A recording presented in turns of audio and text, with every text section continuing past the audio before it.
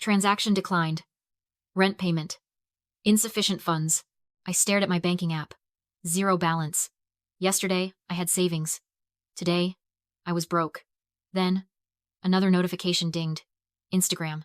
My mother just posted a video. I clicked it, and there they were, my parents, Gary and Linda, clinking champagne glasses in a Las Vegas penthouse suite. The caption read, "Living our best life." They didn't miss my college graduation because of an emergency. They missed it because they were too busy blowing $24,000 that they stole from me. Before I tell you exactly how they stole $24,000 without hacking a single password, and the trap I set to ensure they never spent another dime, drop a comment, letting me know where you're watching from. If you've ever had to pay the price for trusting family, hit subscribe. You need to hear this. I'm a risk analyst. My entire career is built on predicting bad outcomes and preventing them. I can spot a fraudulent wire transfer from a continent away. I can audit a company's ledger and find a decimal point error that hides $1 million. But the biggest liability in my life wasn't a hidden algorithm or a shadowy hacker. It was two people named Gary and Linda. And the tool they used to rob me wasn't a piece of malware. It was a form I signed when I was 18 years old. It's called being an authorized user. 8 years ago, right before I left for college, my parents sat me down. They looked so concerned, so loving.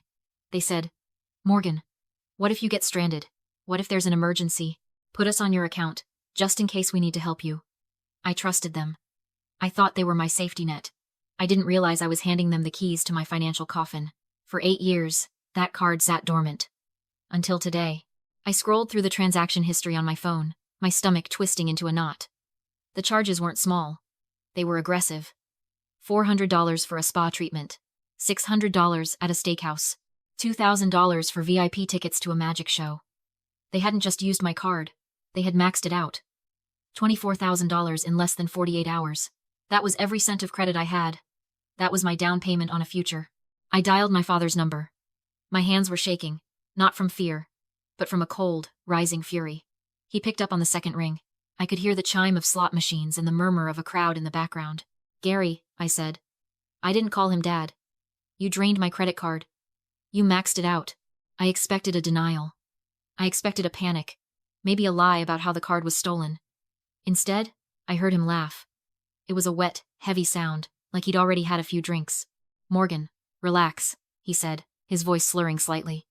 "We're celebrating. Your mother and I haven't had a vacation in 10 years. Don't be so dramatic. We'll pay you back when we hit the jackpot." "You spent $24,000, I said, my voice trembling. "That is theft. That is a felony." "It's not theft if our names are on the card, sweetheart," my mother's voice chimed in. She must have been leaning over his shoulder. "Besides, think of it as back pay. We raised you. We fed you. We put a roof over your head for 18 years. You owe us a little fun." I stared at the phone. Back pay. They were billing me for my own childhood. You might be asking yourself why I didn't cut them off years ago. Why did I keep that card active? It's something psychologists call the sunk cost fallacy of bloodlines. It's the same logic that keeps a gambler at a slot machine. You've put so much and so much love, so much patience, so much hope that you feel like you can't walk away. Because if you do, you lose everything you've invested.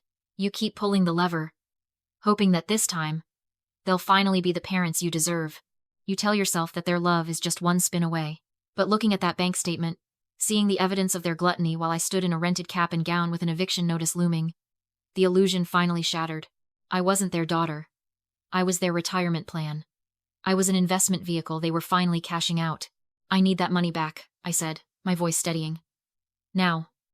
Or I go to the police." "Oh, grow up," Gary snapped, the laughter gone. "We don't have the cash. We're illiquid right now. But we have a solution. Stop crying about your credit score and listen. We have a way to fix this. But you're going to have to do exactly what we say." "What solution?" I asked. The air in the room felt thin, like all the oxygen had been sucked out. "Your grandmother," Gary said. "She's sitting on a pile of cash in that trust fund. Millions, Morgan.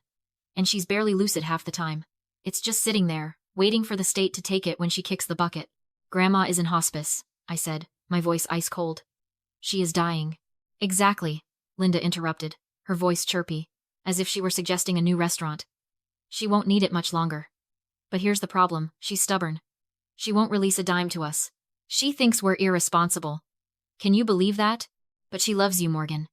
You're the golden grandchild, the one who went to college, The one with the shiny corporate job. Get to the point, I said. The point is, Gary said, his tone sharpening. She'll listen to you. We need you to go see her. Cry a little. Tell her you found a house, a nice starter home with a white picket fence, but you're short on the down payment. Tell her you need $50,000. She'll write the check to you. You cash it, transfer the money to us, and we pay off your credit card. We keep the rest as a finder's fee. Everyone wins. I felt bile rise in my throat. They weren't just thieves, they were vultures, circling a dying woman. They wanted me to look my grandmother in the eye, the woman who had slipped me $20 bills for books when my parents claimed they were broke, and lie to her on her deathbed. No, I said. I am not defrauding a dying woman to fund your gambling habit. You find another way to pay me back. There is no other way, Gary shouted, the facade cracking. We don't have the money, Morgan. It's gone. The casinos, the hotel, the dinners it's spent. We are tapped out. Then sell the car, I shot back. Sell the boat you haven't used in 3 years. I don't care. Fix it. You're not listening, he said, his voice dropping to a low, menacing register. If we don't pay that bill by the end of the month, do you know what happens to your credit score? It tanks. It drops like a stone. And what happens to a senior risk analyst with a delinquency on her record?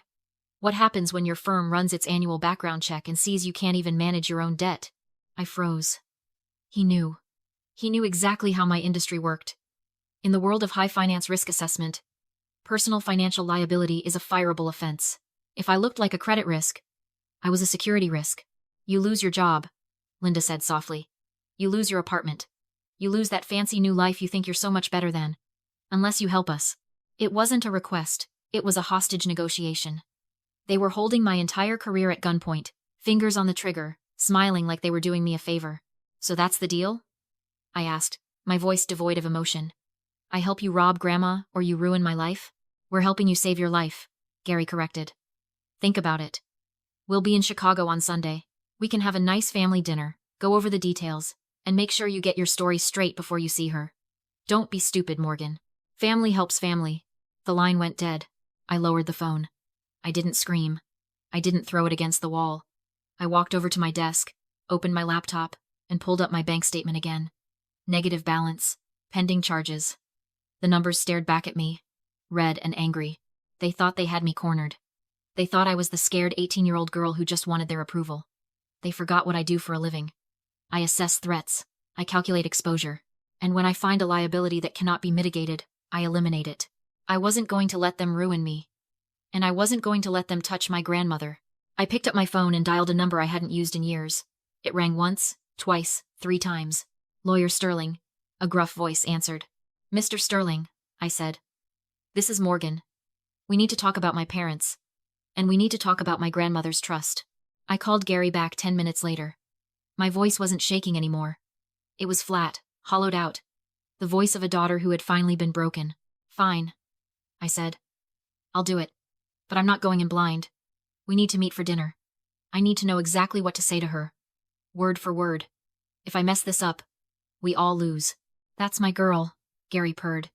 The smugness in his voice made my skin crawl. I knew you'd come to your senses. We'll be in Chicago on Sunday.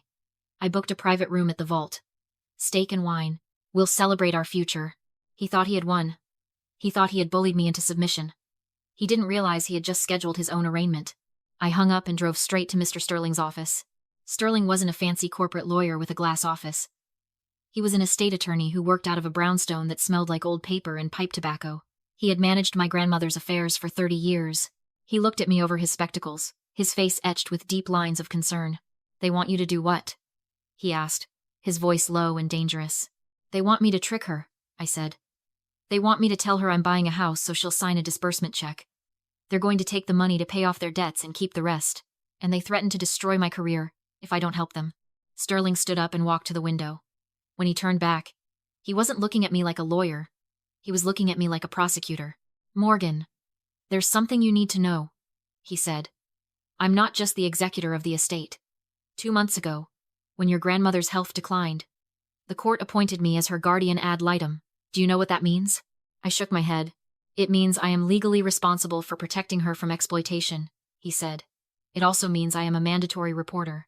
If I have evidence, credible evidence that someone is conspiring to financially abuse a vulnerable senior, I don't just have the option to call the police. I am required by federal law to do it.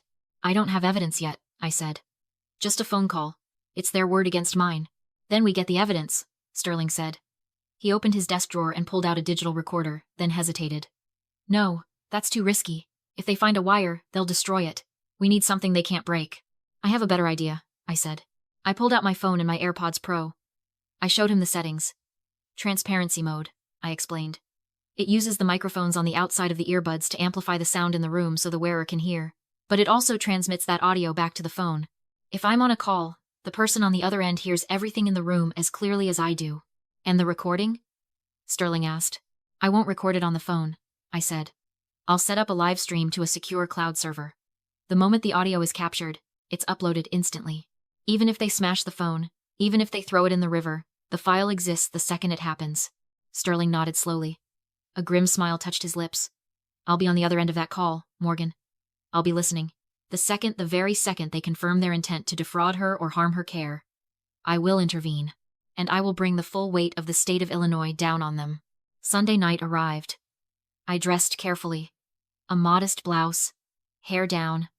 I needed to look like the good, obedient daughter. I needed to look like the victim they wanted me to be. I placed the left AirPod in my ear and let my hair fall over it, completely concealing the white plastic. I tapped the screen. Cloud sync, active. Call connected. Sterling, A. I'm here. Sterling's voice whispered in my ear, crystal clear. I'm listening. Go get them.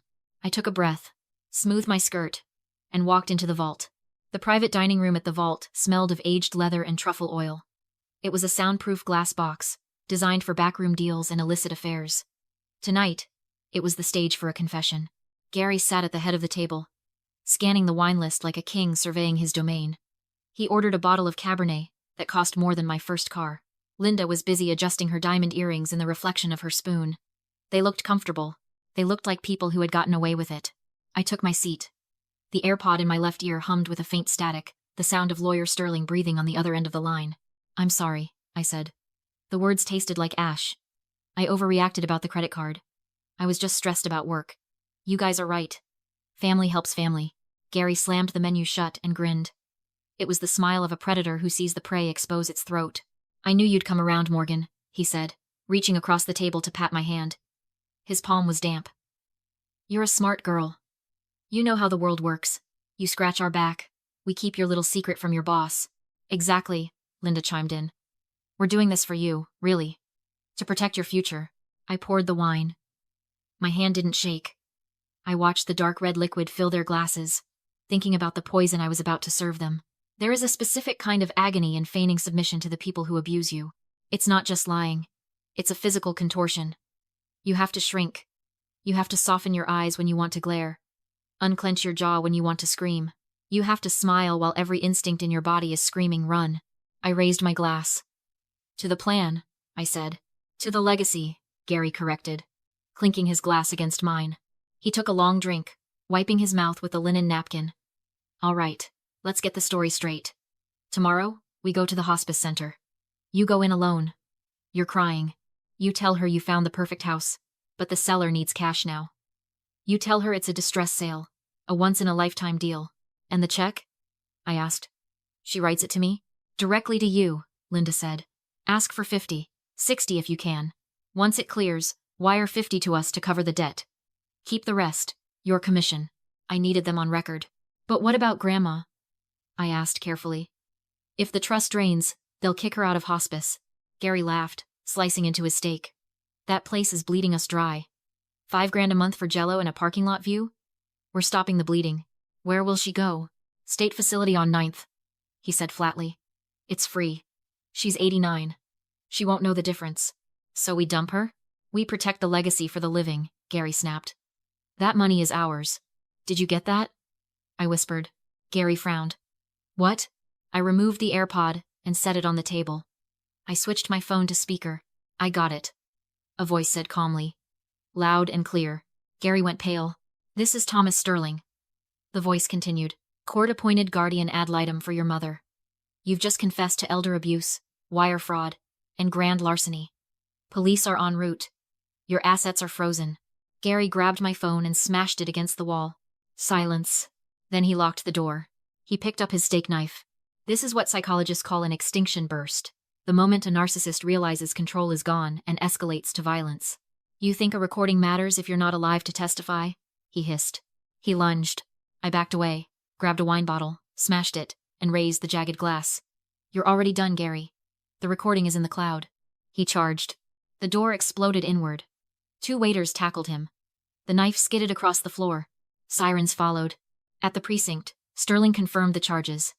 Aggravated assault, elder abuse, conspiracy, wire fraud. Bail set high. Then came the problem: my debt. My parents' assets were frozen. I was safe, but financially trapped. Sterling handed me a check from the estate trust. Emergency bridge loan. You saved the estate millions. This covers your liabilities. The exact amount. The next morning, I held my grandmother's hand at hospice. They can't hurt you anymore. She stirred. Later, I paid off the card and removed 2 names from my account. Gary Moore. Linda Moore. No hesitation. Cutting off toxic family isn't cruelty. It's self-defense. If you're holding on because of blood alone, this is your sign to let go.